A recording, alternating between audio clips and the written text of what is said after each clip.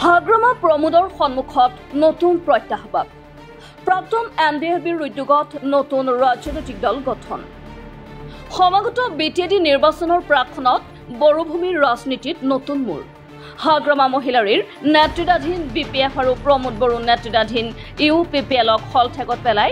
বড়োভূমিত গঠন হ'ল আন এটা ৰাজনৈতিক দল প্ৰাক্তন এনডিএফবিৰ সদস্যসকলৰ উদ্যোগত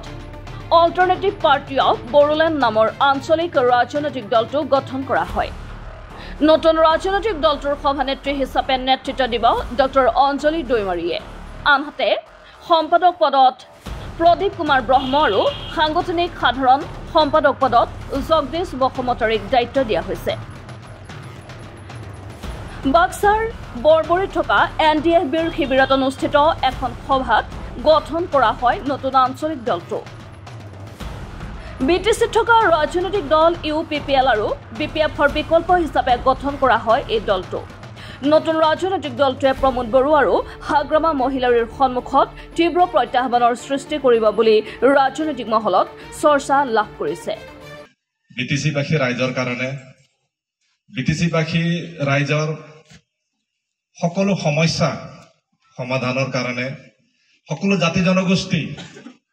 এই অঞ্চলত বসবাস কৰা সকলোৰে সমান অধিকাৰ সমান মৰ্যাদাৰ কাৰণে কাম কৰিবলৈ কাৰণে এটা বিকল্প ৰাজনৈতিক দলৰ যে এটা আৱশ্যকতা আছিল আমি প্ৰয়োজন বোধ কৰিছিলো তো সেইটো আমি যোৱাকালি আমাৰ এটা জেনেৰেল মিটিং সাধাৰণ সভাত আমি আলোচনা কৰি প্ৰস্তাৱ আকাৰে সৰ্বসন্মতিক্ৰমে প্ৰস্তাৱ গ্ৰহণ কৰি আমি এটা executive committee central executive committee গঠন কৰি দিয়া হৈছে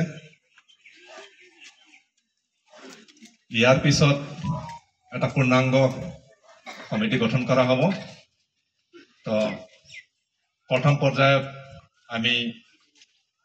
সৰ্বমুঠ 28 জন সদস্য লৈ এটা কমিটি গঠন কৰা হৈছে সকলোৰে এই অঞ্চলত বসবাস কৰা ইয়াতো দুটা ৰাজনৈতিক আঞ্চলিক দুটা ৰাজনৈতিক দল আছে ইউপিপিএল আছে বৰ্তমান ক্ষমতাত অধিষ্ঠিত তাৰ পিছত বিপিএফ আছে তথাপিও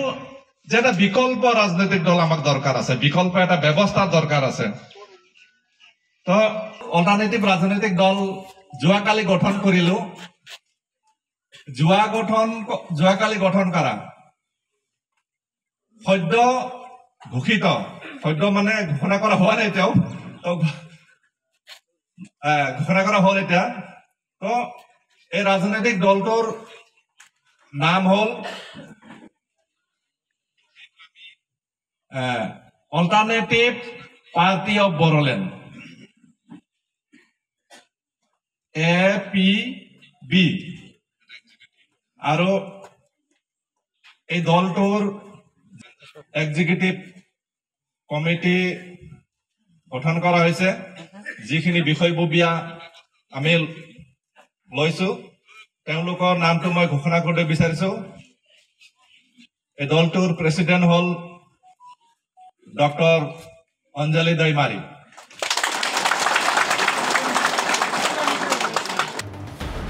বাক্সাৰ পৰা নিৰণ কুমাৰ শৰ্মা ৰিপৰ্ট এম ভিলাই